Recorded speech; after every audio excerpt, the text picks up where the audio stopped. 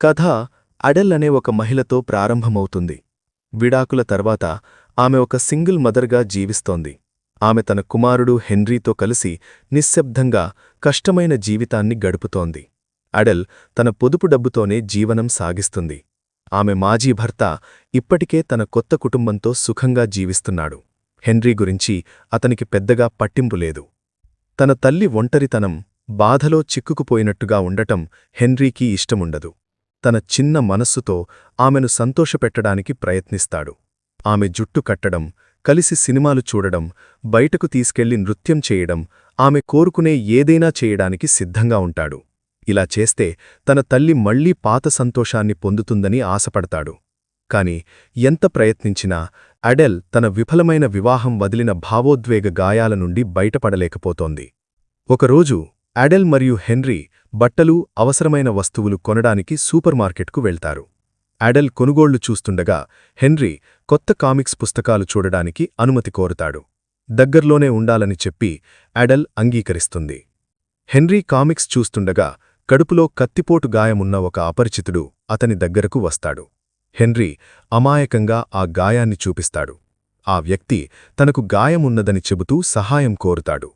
Henry ఎవరితో వచ్చాడని అడుగుతాడు. హెన్రీ తన తల్లి అడల్తో వచ్చానని నిజాయితీగా చెబుతాడు.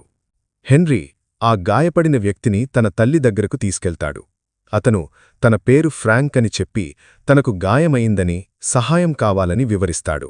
తన కుమారుడు ఒక అపరిచితుడితో ఉండటం చూసి అడెల్ భయపడుతుంది మరియు సహాయం చేయడానికి నిరాకరిస్తుంది. కాని ఫ్రాంక్ కొంత బలవంతంగా సహాయం చేయమని అంటాడు.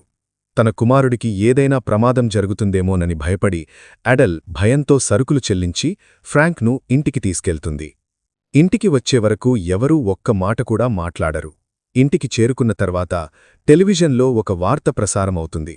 అందులో ఫ్రాంక్ ఫోటో కనిపిస్తుంది. అతను జైలు ఆస్పత్రి నుండి పారిపోయిన ఖైదీ అని తెలుస్తుంది. ఇదే వారి జీవితాలను నిశ్శబ్దంగా మార్చే క్షణం. అది లేబర్ డే రోజు. ఫ్రాంక్ ఒక రాత్రి మాత్రమే ఆశ్రయమివ్వమని అడుగుతాడు. పారిపోయేటప్పుడు 2వ అంతస్తు నుండి దూకి తన కాలు మడమ తిరిగిందని చెబుతాడు. వారు రహస్యంగా ఉంచితే తాను వారికి హాని చేయనని వాగ్దానం చేస్తాడు. అడెల్ అనుమానంతో ఉన్నప్పటికీ అతన్ని ఆ రాత్రి ఉండనివ్వడానికి అంగీకరిస్తుంది. ఫ్రాంక్ నిరపరాధులను ఎప్పుడూ హాని చేయలేదని చెబుతాడు. పోలీసులు వస్తే తాను బలవంతంగా పట్టుకున్నట్టు కనిపించేందుకు అడెల్ను కుర్చీకి కట్టాలని అనుమతి కోరుతాడు. తర్వాత ఫ్రిడ్జ్లోని మాంసం తీసుకుని వండి భోజనం సిద్ధం చేస్తాడు. అతని వంట నైపుణ్యం చూసి అడెల్, హెన్రీ ఆశ్చర్యపోతారు. భోజనం చేస్తూ అతను టీవీలో చూపించిన భయంకర రూపానికి భిన్నంగా కనిపిస్తాడని గ్రహిస్తారు. రాత్రి అతను అడెల్ను విప్పి వారిని విశ్రాంతి తీసుకోమని చెబుతాడు. మరుసటి రోజు ఫ్రాంక్ అలహారం సిద్ధం చేస్తాడు. ఇంటి గోడలు బాగుచేయడం, కారు సరిచేయడం, హెన్రీకి బేస్బాల్ నేర్పడం, ఇలా ఇంటి పనుల్లో సహాయం చేస్తాడు. క్రమంగా వారు అతన్ని భయపడటం తగ్గుతుంది. పక్కింటి మహిళ పీచుడు తీసుకువస్తుంది.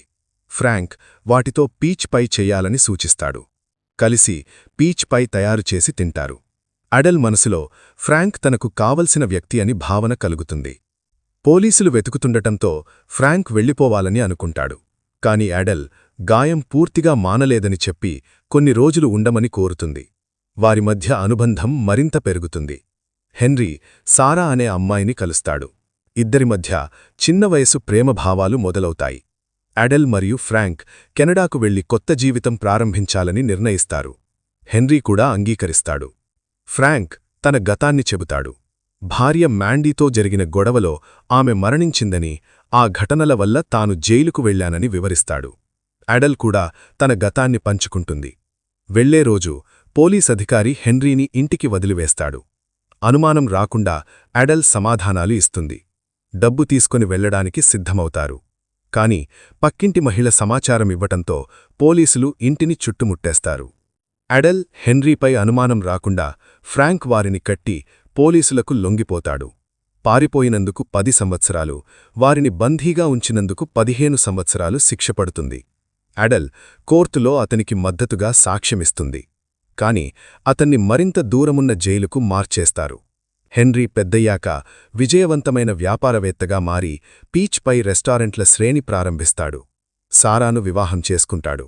25 సంవత్సరాల తర్వాత ఫ్రాంక్ విడుదలవుతాడు. ఎన్నో సంవత్సరాల నిరీక్షణ తర్వాత వారి ప్రేమ ఇంకా బలంగానే ఉంటుంది. చివరికి వారు కలిసి జీవించడానికి నిర్ణయిస్తారు.